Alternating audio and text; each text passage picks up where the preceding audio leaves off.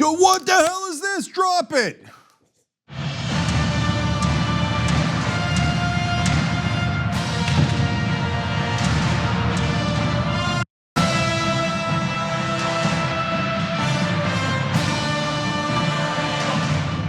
All right, Cenk Uygur.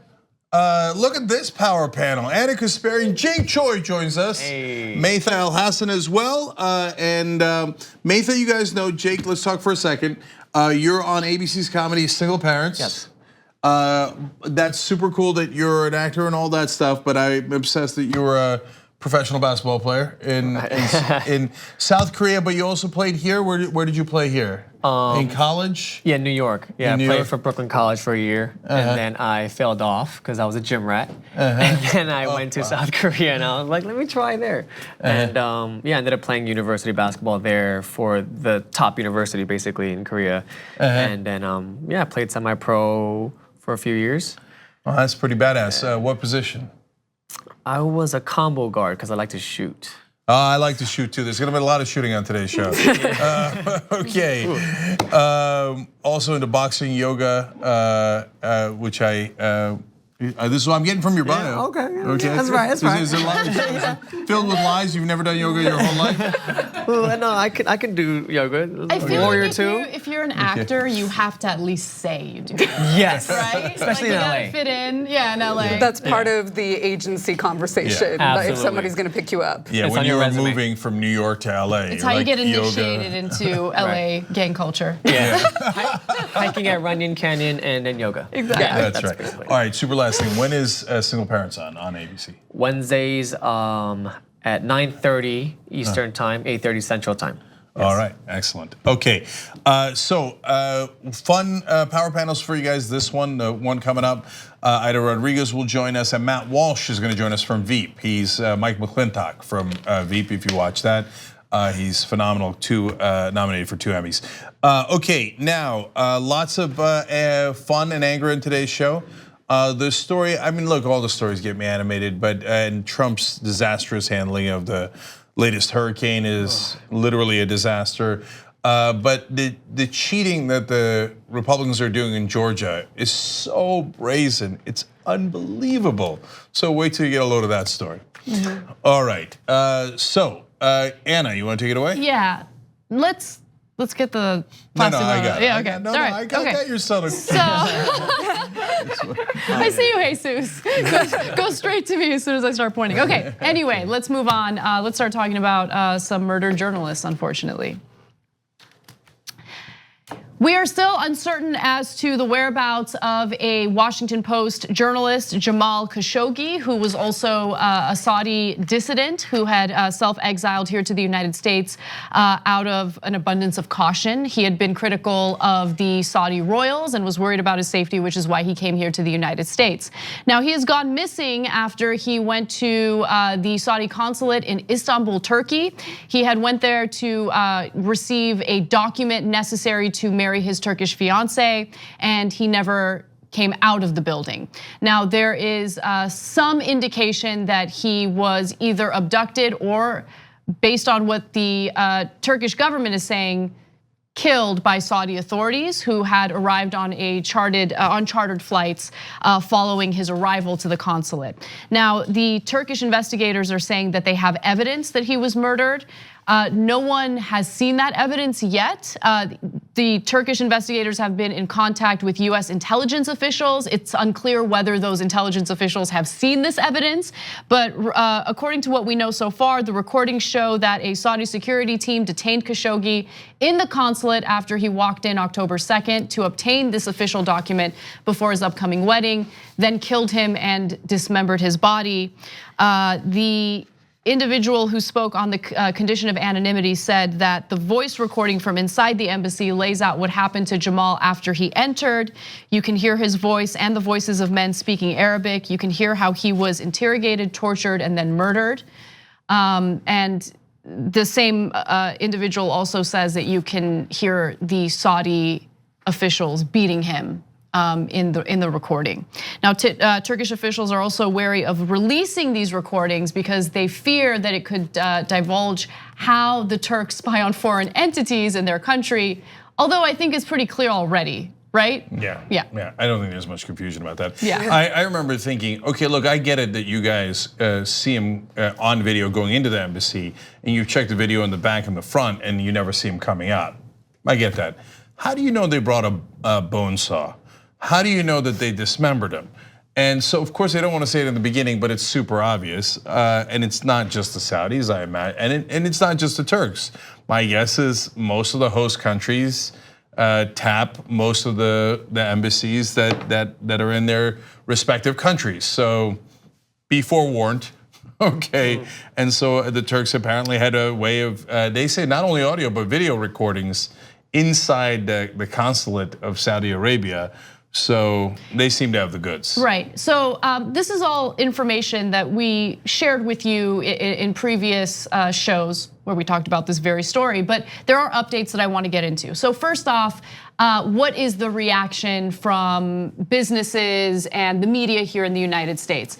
Well, for one, Trump has been very clear in stating that he will continue the sale of US weapons to the Saudis, regardless of what happened to Khashoggi. We'll show you that video in just a second. But more importantly, we now have members of the media and other individuals who are boycotting certain events in Saudi Arabia. One of those events is the Future Investment Initiative, and it's supposed to take place in Riyadh. But there are a number of people who have now said, no, we're not going, we're not interested in that. Andrew Ross Sorkin, who is one of the anchors on CNBC, will not go. And also the editor-in-chief for The Economist is no longer gonna go. But there is one person who's gonna go, and that's Steve Mnuchin, who is the Treasury Secretary here in the United States. I'm gonna skip ahead and go to video 2. Let's hear what he has to say. We are concerned about what is the status of Mr. Khashoggi. I am planning on going at this point. If more information comes out and changes, we could look at that, but I am planning on going. So he's planning on going. We don't have enough information yet, so. I don't know if people are going to think this is overly broad, but for a lot of the Gulf countries that are dictatorships, I've said for a long, long time, I think it's crazy to go ever, and certainly for Saudi Arabia, they're a dictatorship and they have absurd laws that they can and do enforce on you in weird ways from time to time. We've covered dozens of stories, people holding hands or kissing in public or appearing to be a same-sex couple, whatever. And they're like, okay, that's it, you're in prison for 13 years. What? Right. No, you're crazy to go to those countries. I'm keeping it real. I'm not going, I've never gone, I'm not gonna go until they get a government that represents their own people and that is a liberal democracy. And now, if you're a reporter, you ought to have your head examined going to Saudi Arabia. And look at what they just did to this columnist. Right. Well, real quick, if you guys are worried that the US is not gonna take enough action, Trump did say something, and I wanna make sure we're fair to him and we give him his exact quote. He says, quote, "We're looking at it very strongly." Oh, well, I didn't know you were looking at it. That's and he said it's not a big deal. What did he say? He said we're not concerned. It was a double negative, which means there was no assertion.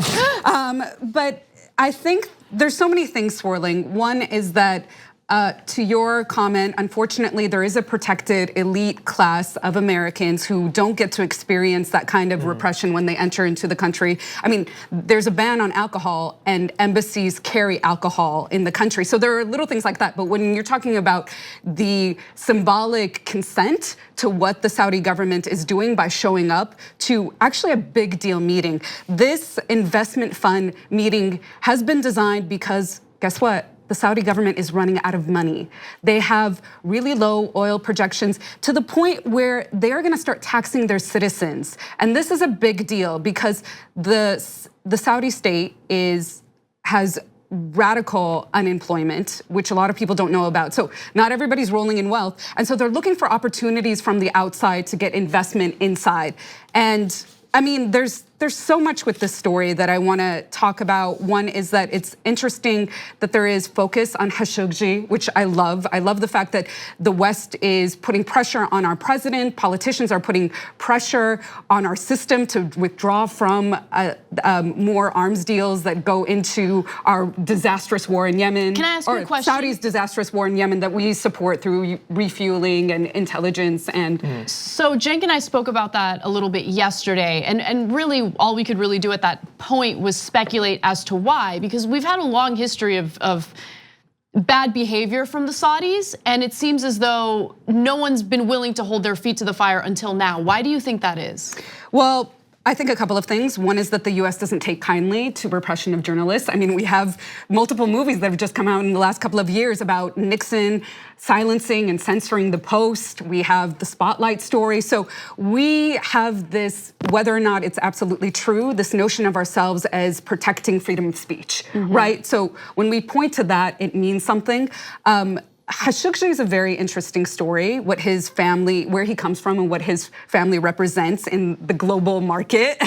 And maybe perhaps we can go into that at another point because it's a much longer story. But I think that also the murder of one person is something that is tangible to people. You know, Stalin said that killing one person is a tragedy, killing millions of people is a statistic. Interesting. So that's how people can understand the story. They can't understand millions of people who are at jeopardy of a famine in Yemen. They can't understand the hundreds of thousands of people that are killed in Syria. It's too much to wrap your brain around and for you to extend a certain kind of empathy because you don't see it in your everyday life. So the killing of one person just hits home, and that sort of story is the story that broke World War I. You know, the Archduke Franz Ferdinand was assassinated in Sarajevo, and some historians speculated that that was the reason for the start of World War I. Interesting. Yeah, so look, whenever it's someone who's in the elite, it makes a much bigger difference. Let's keep it real. He was part of the Saudi elite and in their mind betrayed them by actually being honest about them. And here he's a Washington Post columnist. So that counts 1,000 times more than a child in Yemen. It's horrible, but that's the way that it works. It shouldn't work that way, but if you're writing for the Washington Post, it's a lot more personal for you. And that's partly why we're on that warpath. And I'm just really curious how much he means if this is a terrible thing. We're gonna look into it. I feel like oftentimes when he says that, it's very empty. When Trump says that? Yeah, when Trump says that. Yeah, I can see why you'd think that. Right. I mean, and look, to provide evidence for why someone would be concerned about whether or not Trump really cares. I mean, when he was talking about this in front of the press just yesterday, he mentioned the citizenship status of this journalist, like basically trying to make a point about how this isn't like a US citizen. He's not a US citizen, right? Like he's a resident. I mean, he was first of all, you should know that before speaking to the press. You're the president of the United States. Right. But more importantly, what does his citizenship status matter? I mean, he was here in the United States. He was working for the Washington Post, and he was targeted specifically because he's been critical to the Saudi royals, who Trump has been, very complimentary toward, and has, gone to great lengths to do, positive PR for. So. I don't know. I don't think that he really cares that much. He also does have a long history with the Khashoggi family. So this is putting him in really sticky waters, but not that Trump is a loyal person. He's loyal to the point of his own personal interests being protected. And I'm just curious to really see how this pans out because it seems like a gross political miscalculation on the part of MBS. I don't understand why doing it in another country, a country that you're also in really dirty waters with. There's a huge proxy war going on, and if folks don't know, I'm sure we've talked about it on the show multiple times, but there is this Turkish-Qatari alliance that Saudi Arabia and Egypt and other Gulf countries are in opposition with, and sometimes it's kind of a Cold War, and sometimes things get flared and reflared, and for this to happen on Turkish soil, I don't know how this is not going to embroil into something massive. Yeah, and look, that's because Mohammed bin Salman, the crown prince, is totally reckless. mean, he kidnapped a foreign leader, the leader of Lebanon. That's insanity. Yes. When that guy, by the way, Mnuchin, I mean, we're the US. Unlikely that he's gonna kidnap our Treasury Secretary. But it's not unprecedented. He's kidnapped the leader of a country before. I mean, the guy, look, we're his ally. So again, it's almost no chance of it. But you're playing with your life by in dealing with this guy at all. And goes to another way of showing his recklessness, which is on the financial grounds. So they're in massive financial trouble. Part of the reason that he kidnapped and imprisoned the other Saudi royals on total BS charges of corruption. I mean, the charges might be real, but he's even more corrupt, right? So it's disingenuous in that sense. In the middle of that, he bought a $500 million yacht for himself. Sounds like a good investment. I mean, sounds like a Trump investment. Yeah, if you're worried about, oh my God, the Saudi finances are in trouble, you don't buy a $500 million yacht.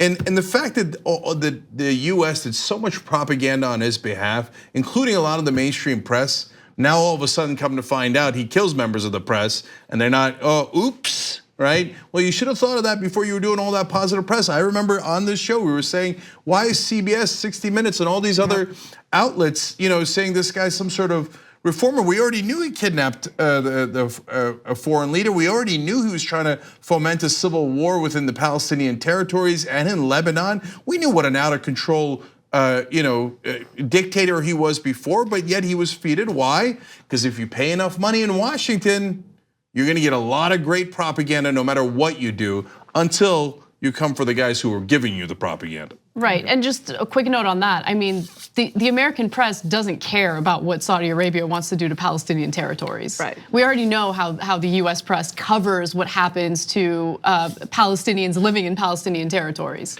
Yeah, and I should note, I mentioned the Gulf countries. To be fair, just yesterday we covered the story of Israel imprisoning people who don't agree with Netanyahu, or have the wrong opinion on the BDS movement. So you want to boycott Israel, etc. And the woman, the 22-year-old from Florida, an American citizen, she doesn't even believe in that. She's going to study at Hebrew University. They're like, yeah, don't care. And she's been in prison for over a week, being detained because she has the temerity to disagree with the right-wing government of Israel. So unfortunately, this authoritarian streak is growing worldwide, and it is deeply disturbing. We got to take a quick break, but when we come back, we will give you an update on Hurricane Michael and also Trump's insane non-reaction to it. So come right back, we'll give you that and more. We hope you're enjoying this free clip from the Young Turks. If you want to get the whole show and more exclusive content while supporting independent media, become a member at tyt.com/join today. In the meantime, enjoy this free segment. All right, back on the Young Turks. Let me read a couple of comments for you guys. I'm going to start with, we're going to go just members right now. Start with Kasik writing in. As a trained historian, I just want to say that TYT is certainly an objective news source despite their commentary. You can have a humanistic perspective and still be objective. Objective morality is a thing that exists despite what the Christian right says. Thank you, appreciate it. And that is what we try very hard to do here. Give you the facts and then our commentary. I just want to know, are you a real historian or are you like a Newt Gingrich type of historian? Don't insult the guy like that. No, I'm kidding, I know I would never try to insult you. I just want to make a Newt Gingrich joke.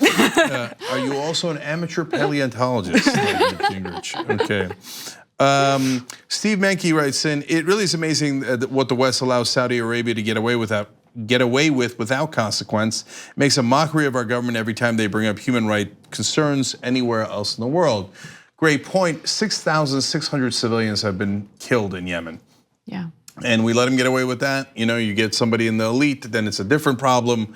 And Trump is such a weird liar. He just.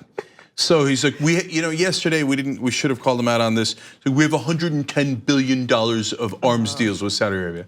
It turns out it's $4 billion. Yeah. He just can't help himself. And by the way, it is definitely bipartisan. That we've been saying all along. The reality is Obama had $96 billion worth of arms deals with Saudi Arabia. So what we have let the Saudis get away with under Democratic and Republican presidents is outrageous. And one last one, DeVerde writes in, it's a slippery slope to chastise Cruz's advisor Omri Seren for defending war criminals. Okay, that's from yesterday's show. Cenk, us lawyers understand the sacred right to have your day in court and to challenge the state's evidence to avoid any arbitrary prosecution. Now, that's true, but remember, Omri Seren, who is one of the top national security advisors for Ted Cruz, is not a lawyer, he's a lobbyist. And he didn't have to represent them, and it's not a nonprofit case, he's not court appointed. He chose to represent a mass murderer for money. So yeah, I get to criticize that. By the way, when you have these celebrity lawyers, and sometimes they're wonderful, like Johnny Cochran had a great career before OJ, but okay. But the very first time I was ever on television, I said the same thing then about him and Dershowitz. I was at a minimum right about Dershowitz, okay, which is that nobody made you represent OJ. You weren't a court-appointed lawyer, and there was a lot of money and fame that came along with that. In Omri's case, it's not even, has nothing to do with the law. He was a lobbyist who signed up to represent dictators. And Ted Cruz apparently thinks that that's a wonderful thing because he hired him, and God knows what he's gonna advise him. So that was a great story by Ken Klippenstein, which you should check out on TYT Investigates. All right, what's next, Anna? All right. Hurricane Michael has led to quite a bit of devastation in Florida's Panhandle and also in Virginia. In fact, we are now getting updated numbers in regard to the death toll, but I do want to warn you that the medical examiners in the area do expect the numbers to increase. So according to what we know as of now, Hurricane Michael's death toll has risen to 13. 13 people have died. There was this one particularly tragic story of a little girl who died after a portable carport slammed into her grandmother's house and hit her in the head. Both she and her grandmother died as a result. Now, one of the medical examiners that the press spoke to said, we are swamped, it's a disaster zone down here. He refused to give any updates regarding the death toll numbers, but again, as we know, the official count is 13 at the moment. Now, at least 1.5 million customers were without electricity in states stretching from Florida to Virginia. Much of the coast of the Florida Panhandle, including Mexico Beach and Panama City, was devastated. The area is dotted with small rural communities, some of them among the poorest in the state. Now, one of the things that I've been curious about is the response from the federal government. Now, as we know, the federal government was not very responsive when it came to Puerto Rico, but was pretty good when it came to responding to storm victims in Texas and in Florida, and this is last year. But it turns out that in the case of Hurricane Michael, people in the area who have been devastated by this have not been reached out to. No one has talked to them from FEMA. Here's one quote, Carl Jones, who's 43, said that he had seen no hint of government response as of Thursday night. In fact, he said, only thing is the police came and said, you've got to be inside at nightfall. But Trump's statements would have you believe that he's doing a lot. In fact, he was quoted as saying, we had it under great control because FEMA and everything else. We had White House, we had on the plane, on Air Force One. I was totally monitoring, so I went in and made the speech and everybody was happy. Okay, so he's been getting a lot of criticism because just a few hours after the storm hit land, he decided to rally at Erie, Pennsylvania. And so after the critics chimed in on this, Trump decided to share his views when he called into Fox and Friends. Here's what he had to say. Video 4. You took some heat yesterday, Mr. President, for going ahead with your Pennsylvania rally last night. Well, I think really when I explained it, there was no heat. I really had very little heat, other than the natural haters, of which there are obviously some. But, we had thousands of people standing in line. It's a great thing that's happening. It's a great movement in our country. I go make a speech in a 12,000-seat auditorium, and people start lining up 2 days early. I mean, literally, they bring tents, and, we had thousands of people lined up. by the time I had to make a decision. So my decision was, do I want to tell people that were waiting 10 and 12 hours already that I'm not coming? And I just thought it would be, and we're talking about thousands of people. Yep. And you saw that last night when the auditorium, which held about 12,000 people, it was full, and we had 20 or 25,000 people outside watching screens. And we're talking about thousands and thousands of people. Okay, please stop talking. At least that was the sense I got. By the way, look, his decision to rally as people were being devastated by this storm is one thing, but here's your opportunity to speak out and say something, at least try to comfort the people who are dealing with this right now. But instead, he used it as an opportunity to continue talking about his popularity and also lie about the numbers. Look, it doesn't even matter. He says that there was 12,000 people there. That arena only holds 9,000 people. And then he says that people were lined up for 2 days straight. That's not true. People started lining up Wednesday morning, 12 hours before the event.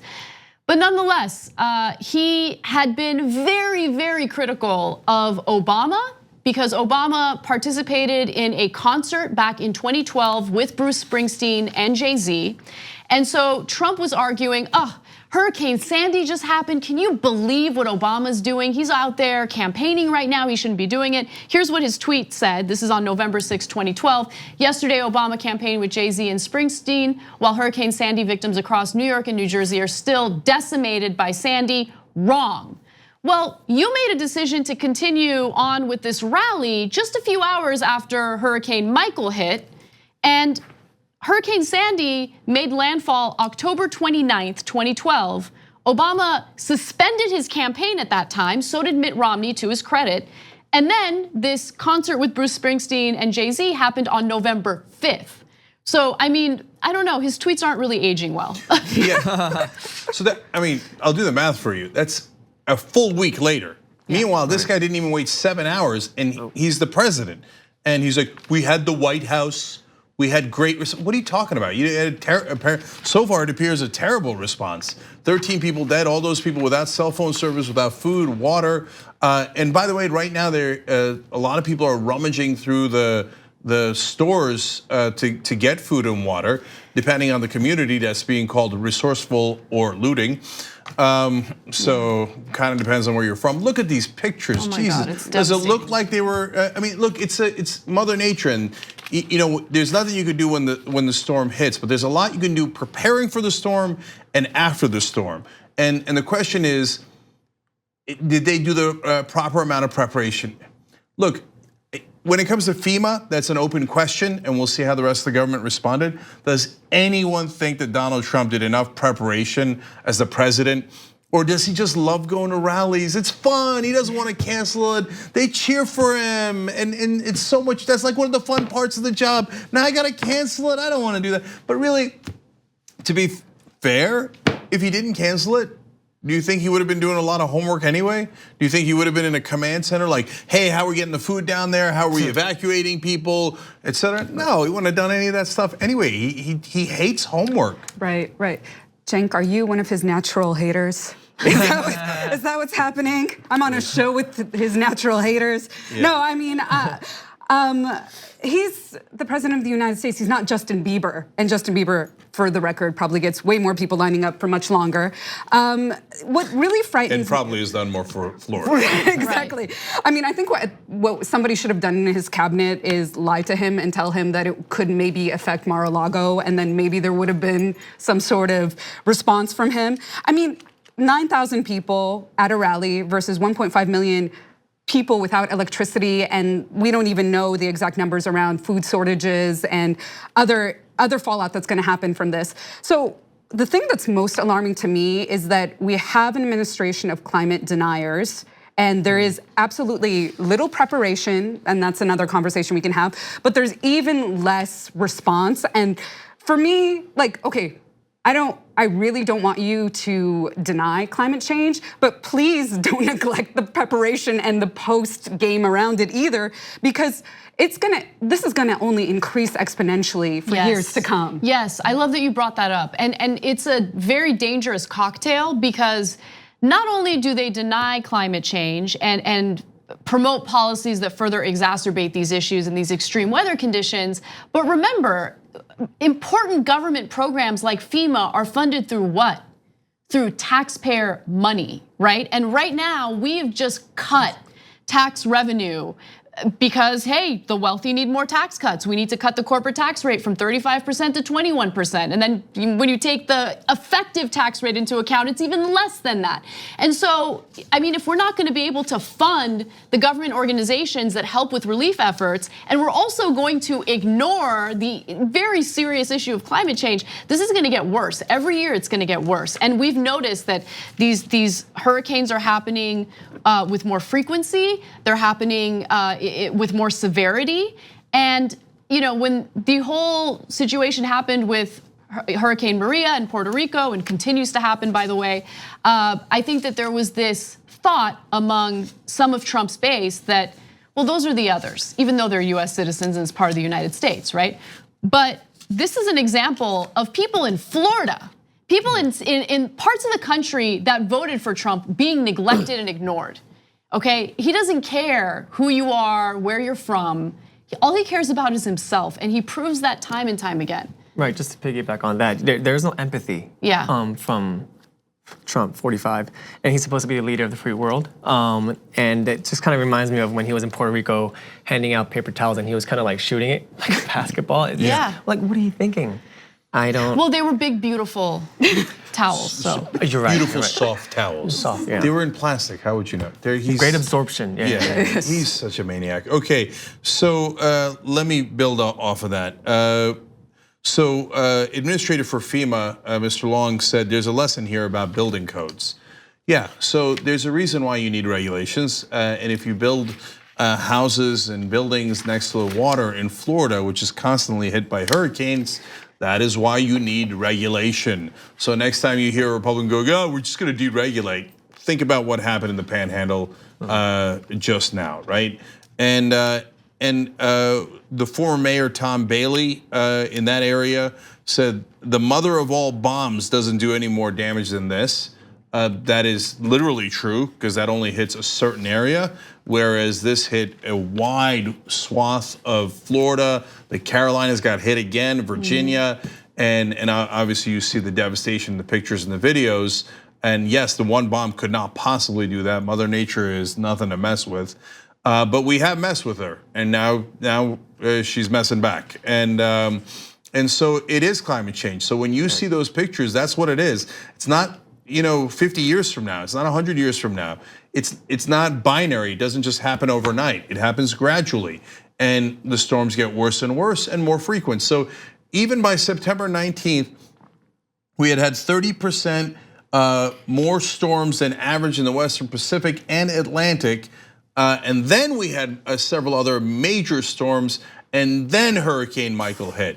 So this is way more than average.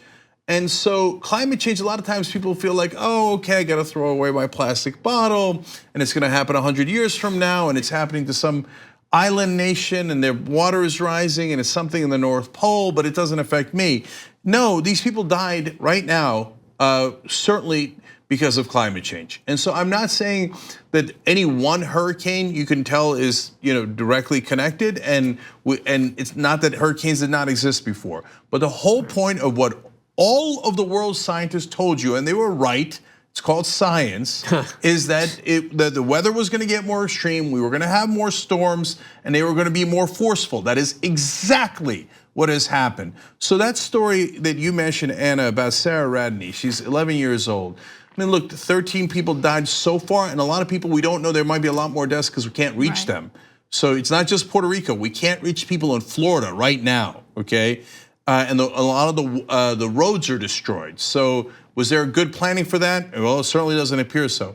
But Sarah, her dad, she was with her grandparents because of fall break. Her dad's calling in every hour, every half hour to make sure that she's okay. They're like, no, she's all right. We're all inside, we're not outside, we're doing the best we can.